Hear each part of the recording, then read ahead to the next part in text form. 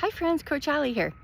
I wanted to come on today and make a quick little video in response to a comment I got on Instagram from Adele. So Adele, thanks for asking. And yeah, let's clarify for that for you. So Adele asked on the last video, just to clarify if sleep does improve, once we start to resist less and tolerate the discomfort more, and does this equal improved sleep over time? And the short answer to this question is yes, and I want to assure you that yes, that is the case. However, it's never quite as straightforward as that, is it, when we're in a recovery journey? So let me just caveat that with a couple of points.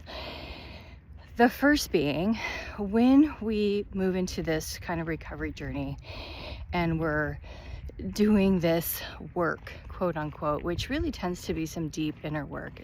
It's really transformational, or at least has the potential to be, and was for me, and most people I work with, every person I've worked with. But what happens sometimes, and this is where we can get stuck, and I did, and I see a lot of my clients do the same, and so it's worth mentioning right now.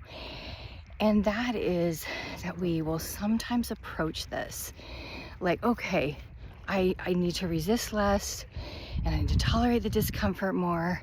I need to befriend wakefulness. I need to, and we have these kind of lists, and we're like checking boxes, right? So we start doing this kind of prescriptively.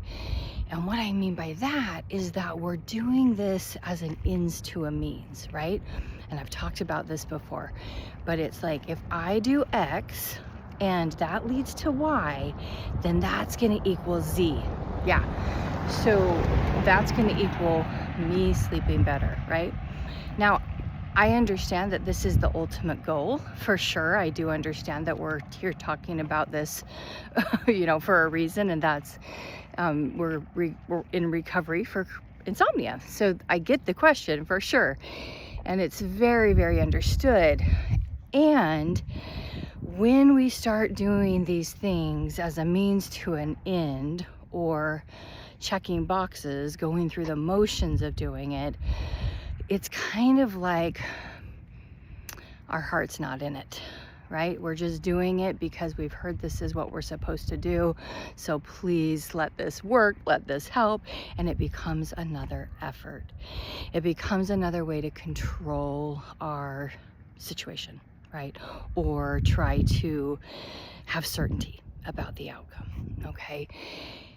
And unfortunately, this is kind of the same energy that got us stuck and led this to this development of insomnia, because we were trying so hard to control, right? Control the situation and control our emotions and control all of it, right?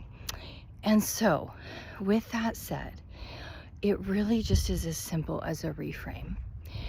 I'm doing this work.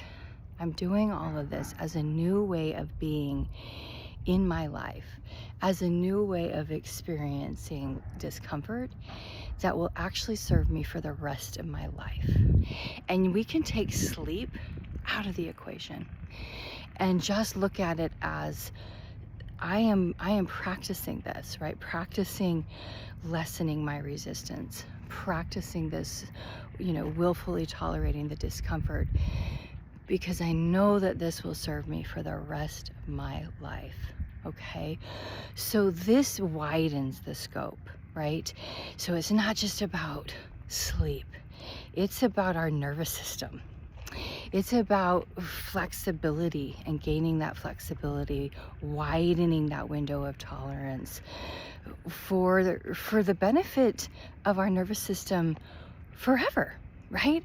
And that's where the real beauty lies as well.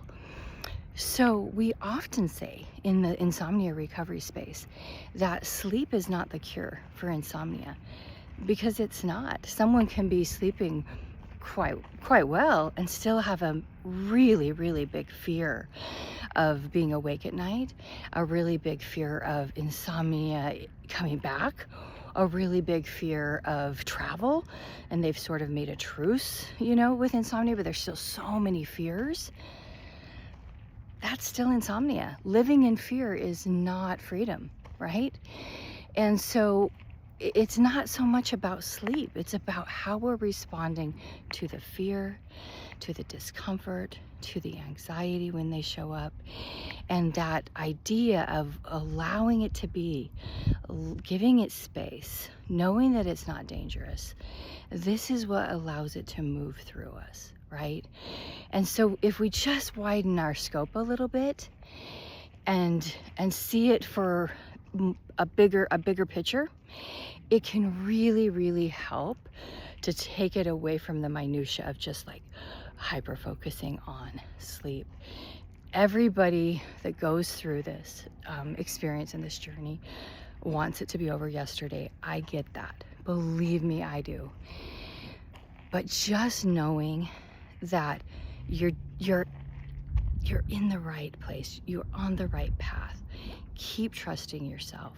Let time pass, and keep practicing, you know, what we've been discussing, and let some time pass. You've got this.